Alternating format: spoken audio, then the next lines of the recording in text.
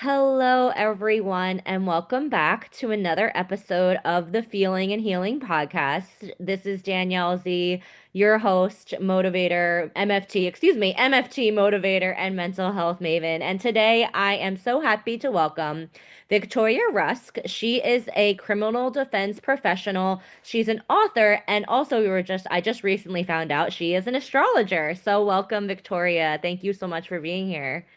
Thank you for creating this space. I really appreciate it, Danielle. Of course, of course. So when you and I first met, you have this amazing story that I would love for you to share with the audience about how basically you were stuck in survival, you were so burnt out and just like basically crippled from stress, and then you just turned your life around by listening to your body. I know we'll talk about your what you've specifically focused on, your liver, but could you just I guess share with everybody just your story, because I just find it so empowering and inspiring how you were able to do that, and you did it all on your own. Yeah, I'm happy to share. So thank you again for letting me be here. But I think what happened was I was 36 and I hit a wall. And I think that all women do. It's probably like the last like jab at our metabolism and our hormonal Mm, shifts, or one of the last ones. And so at that time, I was going really hard for a long time. I started a criminal defense business when I was 29 and a half. And I moved to a big city and I was working as a full-time mitigation specialist, which is the person who helps the lawyers figure out the why behind the why behind the why this alleged crime happened. So interesting. it's like psychology and social history with medical history. We just do a big research project, like a big research on this person's life, not what they're accused of. I'm responsible for the real why behind the why. So there's an investigator that does the who, the where, the how, and I'm responsible for helping the attorney prepare for the possibility of punishment. So that comes with an immense amount of understanding, communication skills, compassion. So Absolutely. really, I just suffered from secondary trauma syndrome because I was Um, listening to the travesties of people's lives and then mix that in with a modern attorney. And it's really tough. Yeah, no, I can't even imagine. I really can't even imagine that environment. Like, I mean, I as a mental health professional think that I have, and as a coach, I think that I hear like, maybe some trauma, but I can't even imagine the things that you and your body absorbed. Right. So I think that that's what was kind of happening. But when you're young, so I was 30 years old at the time, I didn't really even understand my own mental health symptoms. I was understanding Hmm. everything as like an emotional understanding, but not a biological understanding. And so though I would be resting or having fun with my friends, I didn't drink. And I didn't, like party or anything crazy. I really was just a workaholic and I had something to prove, like we all have. Yeah, absolutely. And I, got myself out of debt and started to build a business. And then I became an infopreneur where had created an online course and I wrote a book and then I translated it into Spanish. So I am a goal-oriented person. And Clearly. Yeah, yeah. yeah. So I'm so goal oriented. Like once I put my mind on something, I do it. And I wanted to figure out something very complex, and it's, life. It's the human condition and the reasons why we are motivated in the way that we are, the reasons why our life circumstances like are attracted to us and then evolve from those choices. And then the next thing leads to Yeah. the next thing. So I'm a major at how to connect the dots for somebody's life. And so just being a professional Yeah, storyteller, that takes a lot. Yeah, a lot. yeah, yeah. So Wow. Yeah. once I had my burnout, I really didn't know what was happening. I thought that it was just an emotional problem. So I was doing more of the spiritual things that I know to do. Hmm. And really, I was fine for me to go to a counselor, I was, navigating, a lot of styes in my eyes. That was my number one, Mhm. stress, Symptom, yeah. yeah, symptom was that the styes, it would go from one eye to the next, one eye to the next. And I had that for like more than a year. And even though I was going to the doctor, it didn't matter. They were just telling me to rest, rest. So I rested and I downgraded my business to speaking when spoken to for, I don't know, maybe like 2 years. And then during the pandemic, that gave me more rest. And during that time, Absolutely. yeah, I got more rest during that time. And then when the pandemic lifted and we could go back to work, I was finding myself just still very exhausted. And Hmm. so just kept on going at the pace that I could and listening to my body. But I didn't start to get any answers until I went to my naturopathic doctor and I shared, hey, I need to get on some drugs. I got to get on some drugs because I have got to get back to work. I'm almost 40 Yeah. years old and I need to be navigating my, Absolutely. Yeah. yeah, I want to be back to work. So that was kind of my whole thing, to be so thoughtful. And my doctor was just like, no, I don't want you to get on prescriptions because they're Hmm. hard to get off. Yeah. So Unfortunately. Yeah. really consider that choice. And I said, well, what else am I going to do? Damn it. I need to like go to work. I'm not rich. And he was just like, I think that you should do some liver flushes. And Hmm. so that kind of started my journey. He was like, if you do 3, you'll feel better. If you do 6, you'll change your life. And I said, okay. And I did 7. And Wow. Yeah. um, they're not easy to do. I did one a month and I did feel better. He was correct. And I think that the algorithm really led me to researching my biological needs so much more once I realized, oh, the liver is important. Like, this is so impactful that now I've done the liver flushes. I started on L-tyrosine and L-tryptophan. Hmm. And I was taking up to 6 L-tyrosine a day, and it was really helping. After I did the liver flushes, I noticed, okay, but what's next? Because honestly, these are just antidotes. They're not treating the root cause. There's something Hmm. you can do to feel better, but it's not sustainable. There's something else going on. So, I really discovered that I have fatty liver, but I discovered in a way, like people who don't have insurance, you start to feel better, and then you're like, how is this going in this direction, this and that. And I figured out like, okay, yeah, I definitely have what some of the other people are telling me, non-alcoholic fatty liver. And then I Hmm. get that. So I was like, how did that even happen? Well, it was because I had so much stress in my body that my liver, when the liver comes or your body comes in contact with so much cortisol, your body has to manage that hormone first. Everything else can be Hmm. stored fat. Everything else can just has to go through the hierarchies, but your body is going to always prioritize the hormones because they're the hardest thing. But then if your liver is overworked, you start to have all the symptoms of, you name it. Because almost every disease or discomfort or dis-ease in the body can lead back to the liver. Mm. So that was when I was like, okay, I think the algorithm connected me to the Love Your Liver program with Dr. Garrett Smith. And I started following that. I went into the program and just did the do it yourself stuff. Uh, Yeah.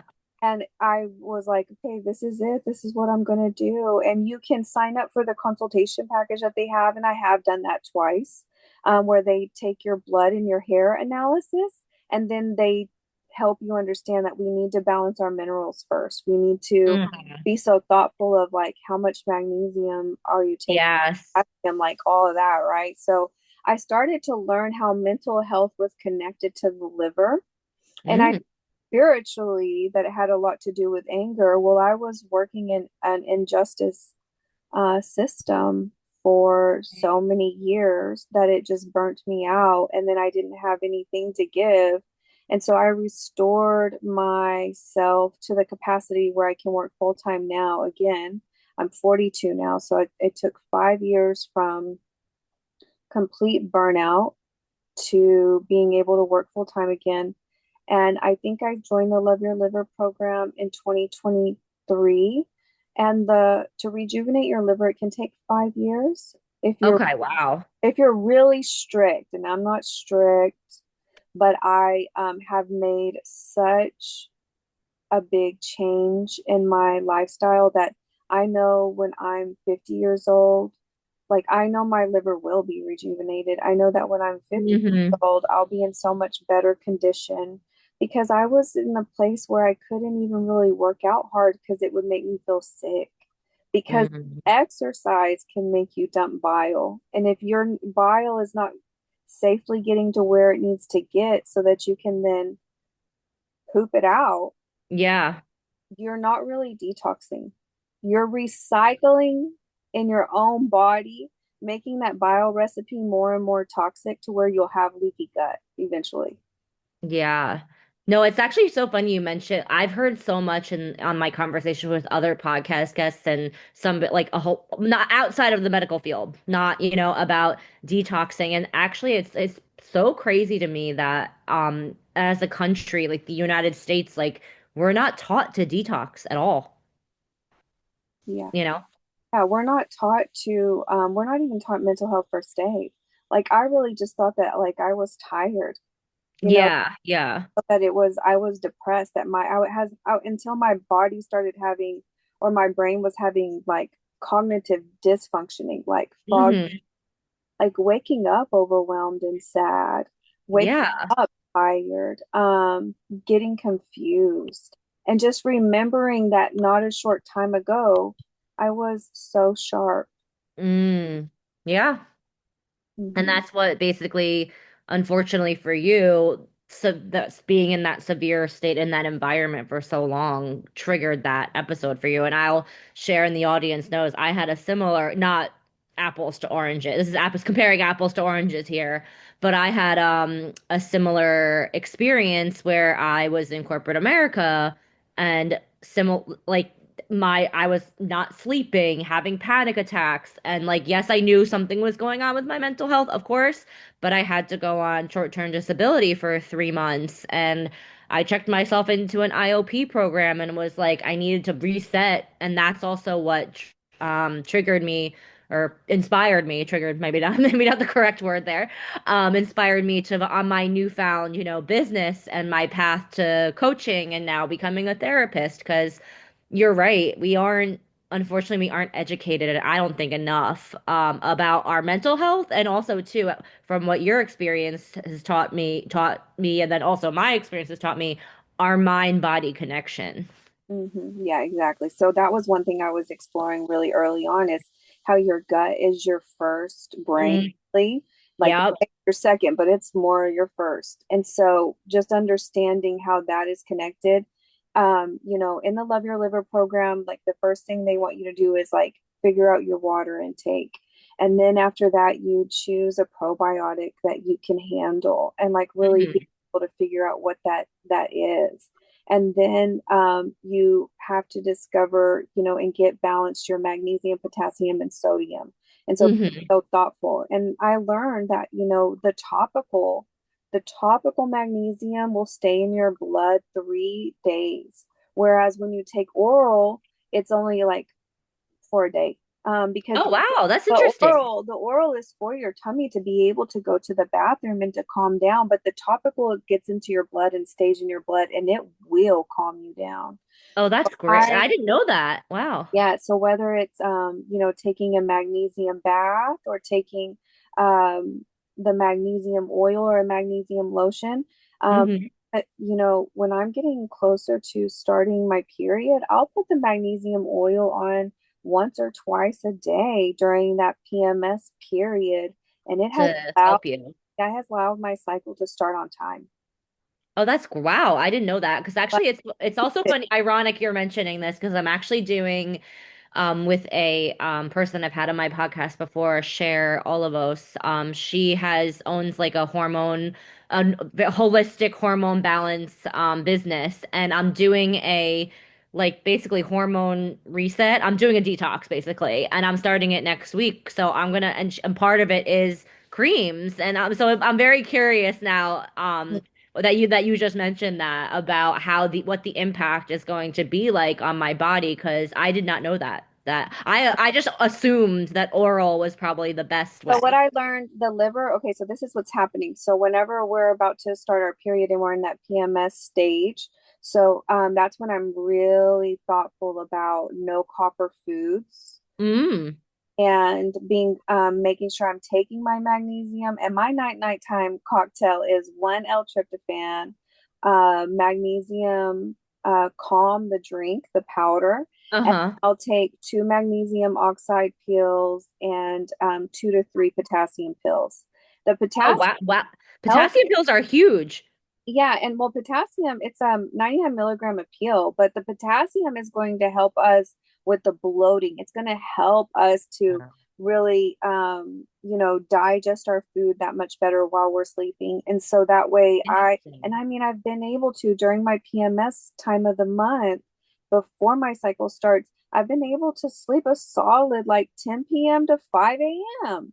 That's great. Sleep is so important for our bodies. And I think I always know like I have a very active brain and not to say I have trouble sleeping, but it definitely takes me a little while to get to sleep. But sleep is when our brain basically like erases all the clutter and declutters itself and is able to like reset and rejuvenate. So Yeah. I always say like sleep.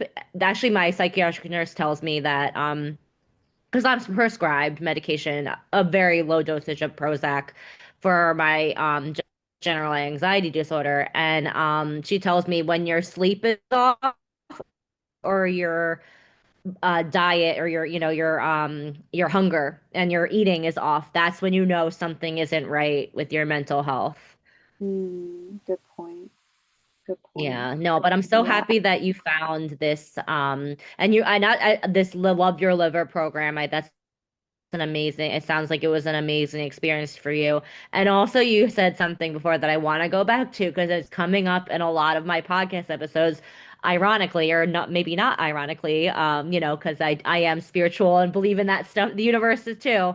But I'm learning just in the last month how like really how important gut health is and that 90% of our serotonin is made in our gut and that gut so I was just on a podcast with a nutritionist. She was talking about that the gut health axis, yeah, the gut that is what they said the vagus nerve from the gut to the brain. And I was like, because when I have anxiety, when I have a really bad anxiety or I feel it mostly in my chest, and my therapist has told me put an ice pack on your chest, to calm down your vagus nerve.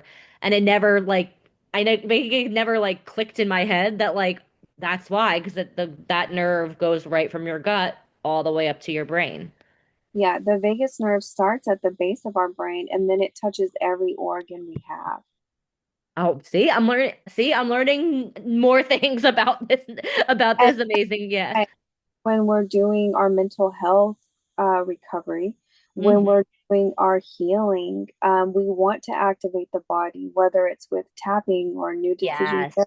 Stretching. Mhm. EMR. Yes, we want to really interact with our body and allow our body to tell us what's going on or to talk to our body because our body is the memory bank. Yeah, I mean, I'll say this, and it's a famous thing, or I guess a notable because it's a book title, but the body does keep the score. It does. So I know for me personally, I'm sure you maybe experience similar things. Like if I'm in a situation where like I pick up on energy like that, like maybe like I feel maybe it's not like a major threat, but I feel maybe it's just a little uncomfortable or my anxiety heightens a little bit or I feel like tightness in my chest or my shoulders kind of shrink in. Like that's my telltale to be like, all right, maybe you're in an environment or around somebody that is activating you. Yes, yeah, right. True, true, true. I mean, the vibes are real. And I would say that, when we are doing, when we have that awareness, when Hmm. our the real self-care is honoring our emotions. And so just being able to observe and empathize, whether whatever that looks like, but observing and empathizing with ourselves and then navigating, the most compassionate request that we can of ourselves or of somebody else. That's the real self-care. And so I already had decent boundaries when I was having my burnout. I Yeah, I yeah. probably You had no choice. You had to. yeah. And I mean, I probably just didn't have the best boundaries with myself. And I honestly didn't know that I was poisoning myself. Like the Love Your Liver program put me on to what exactly my liver needed me to eat and how it needed me to eat for the rest of my life. You know, Hmm. the liver damage that I have, it's going to take a long time to repair. And by the time I have it repaired, I'm going to have new behavior patterns that I'm not going to eat high inflammatory foods anymore because we have to be so thoughtful. I mean, I want to be so thoughtful of honoring the work that I've done so far. Absolutely. How I'm navigating it now is just by being really thoughtful of like having an apple a day. I have, enough fiber in my diet. But I mean, I eat beans on a regular basis, so probably 5 days a week. I eat an apple every day, if not two. And I just So the stick whole with age-old saying an apple a day really is like, true. research. It's research. I mean, you can, the Dr. Smith has a podcast that I listen to, and Uh-huh. he goes through the research to kind of help us, break things down and ask questions and verifies the big words and all that. And that just was something that I could do to heal myself because I had the time because I wasn't able to work. Because when you're overwhelmed or you have burnout, that level of overwhelm, it's just right there at the surface and then it comes right up. It comes right up. So until I could calm my body down consistently over Mhm. months, I wasn't able to work full time. Well, yeah, I mean, I don't blame you because your nervous system was so dysregulated. Yeah. How Mhm. could you? And I say that too, actually. I was just talking to a friend who before Thanksgiving, and unfortunately her husband had just recently passed away, but he was suffering from Alzheimer's. And it was a very long, decline, unfortunately. And I told her, I was like, I'm not analyzing you. I'm just talking to you as a friend. I was like, because she mentioned to me she's seeing a therapist, and I was like, that I'm happy to hear that because I mean, I'm always about, hey, if therapy works wonders for me, if it's not your thing, I totally get it. But for me, I love it when it helps people.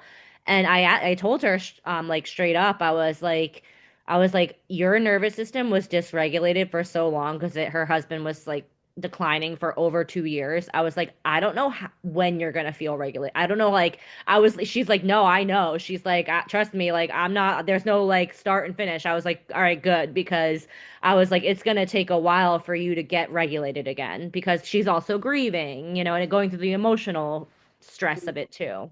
Yeah, no, that's exactly right. And I mean, I'm back working and criminal defense, but I just want to say, even for your friend, compassion fatigue. Yes. Yeah. Like, Oh, absolutely. and so she's holding space for, her soulmate for such a long time and really having to put herself on the back burner. And Mhm. whenever you're doing that, you're graciously doing it, you're consciously doing it, but it doesn't come without a cost. Absolutely. And I'm glad you brought that up, compassion fatigue, because that's something that I will say I suffer from working with people. Even just you don't have to be a therapist or coach. And Yeah. whenever you work with people, and that is 90% of your life, whenever even in your personal life, you can suffer from compassion fatigue, you know what I mean? So you really have to, as you said, like I've had to do better at setting boundaries within myself because you're gonna like find this funny. I'm a typical Pisces. I will give until I'm run dry, and then I have to then I pay the price, you know? Yeah, exactly. That's the whole thing. One fish is swimming I know I'm um, tapping into your another astrology now. going the other way. So yeah, no, it's really true. And I mean, the thing that I want to say though is that like you really do have the wisdom. You just have to honor it. And that's probably honestly just part of your soul journey is really honoring that, that no, or Hmm. honoring where that is for yourself. And that can take a whole lifetime to figure out, honestly. Absolutely. Yeah. And so, in my astrology, I am a Capricorn moon, which is not a healthy moon. And that's Okay. one of the reasons why, like, I kind of have this like flat affect or that I can Hmm. manage the emotions of so many other people is because I won't be emotional myself. Interesting. So that really does make it to be where I can hold space for people and be able to be so responsible with emotions. Um, Mm. and but it doesn't mean like that I get a pass or anything. Just because I don't have that emotional expression, it doesn't mean that I don't have the emotions. Of course. Yeah, it's just a matter of realizing that that's what's going on so I can um, accept myself so deeply. Yeah, no, and I think you brought up a great point about, as you said, awareness, right? Like you're aware of that about you. Like, but and also too, that takes learning too. You know what I mean? Like I had to learn and practice. I have now have to practice like very, very sharp discernment with Right. environments, people, because I mean, honestly, I'm such a typical Pisces. Like, I've done this before. Obviously, I was wearing a shirt underneath. Like, I was out. I remember I was in my 20s. I gave somebody the shirt off my back because we were young and I had a tank top on and my friend's shirt. Something happened to her shirt. She spilled something on it, and I was like, "Oh, here, take. I have two shirts on. Like, take mine." And mind you, that's like a very like minor. It's not a a very minor thing. I'm just trying to make a metaphor that like I will give it. So I've really knowing that that's part of me, like that giver part. I have to tell that part sometimes, like, nope, like it's so Well, you have how give to yourself. how is your ability to receive? Not good. Because that's So which is interesting. marker. That's another good marker of the balance and of like the our ability to receive. It has a reflection on our self-esteem and our worthiness, and like Yes. how we navigate values, like yeah, I mean that is definitely worth practicing and it is not easy. No, and I will say I wouldn't say I mean, I've done enough work on myself. I know where that the not receiving my hypervigilance is definitely like a I wouldn't say a trauma response, but it is it's tied to an attachment wound, an abandonment wound that I have because I'm adopted. Like I've done all the things, and also too, I think, and I do believe, whatever everybody believes in, but just believing in astrology and stuff like that. Like I am, like my soul and it was built this way, like. And that like I have to accept the gifts that I have, and then the ones that I need to work on will just I'm gonna continue getting lessons from the universe to learn them, right? Right. Agreed. Agreed. I do think that we have a soul and that our soul is here to learn lessons. And some of those lessons are very karmic and they do not feel good. And No. we're wanting to have our soul is wanting to have certain experiences. And so it pushes us around until we Yep, experience that it needs and that it has to learn from because we're all here on earth school doing the best that we can. Even absolutely. even the lawyers that I work with, they're doing the best that they can with the skills, with the Hmm. The situation, uh, yeah. yeah, with the job that they have, with the spouse that they chose, all of those things. And then whenever I think about my clients too, I mean, they're in very karmic situations. And they too are learning what they're learning, and then just being faced with incarceration is such a karmic thing. Like it's just such a lesson. Nobody would want to sign up for that. It's just kind of hard to explain, and that's where I go to a more spiritual understanding of the business. That's the only way place it makes sense.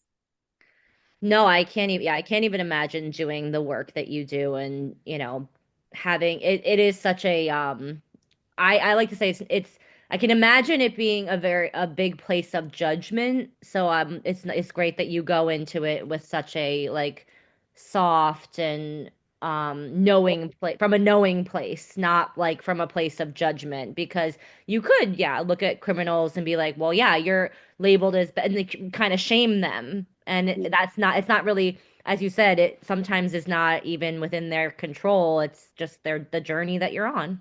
Yeah, really, really. And I mean, just being a watcher, a helper, a messenger, Hmm.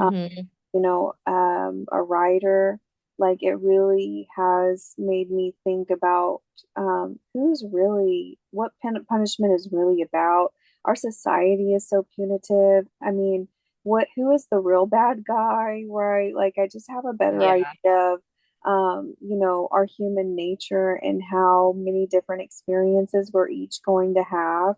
And to me, my liver health is such a big deal for me now because I just want to be able to continue and learning Yeah. how to heal myself, how to navigate life now in the most healthy way. I mean, I'm thankful that I'm working again full time. Absolutely. Yeah. Um, You should be very you proud of yourself too. yeah, I mean, it's just like, and of course, I get tired and I don't expect anything to be, easy or given to me. But like now, I know exactly what I have to supplement the Hmm. essential, Yep.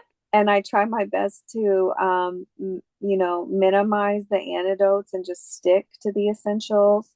But whenever you don't feel good and you do need to antidote, do so. Know what those things are that benefit the person. And Yep. yeah, and I mean, I look forward to my next hair and blood analysis test Yeah.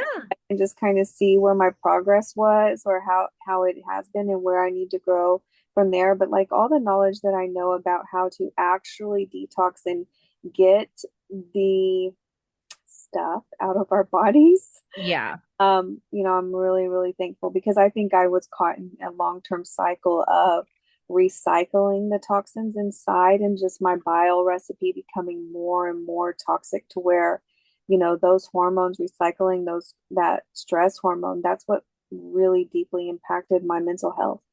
Absolutely. Yeah. I mean, they know like there's evidence-based, studies on cortisol of how like it's not only detrimental to your mental health, but also your physical health too, you Yeah. know. Well, Yeah. Victoria, thank you so much for sharing your story. This has been such a soulful and just enriching conversation. So I just really, really appreciate you being here and sharing your story and your gifts with the world. Yes, you're so welcome. Much. Thank you so much. Yeah. Well, so for everybody, as per usual, you can find the Feeling and Healing podcast on YouTube as well as Apple Podcast and Spotify.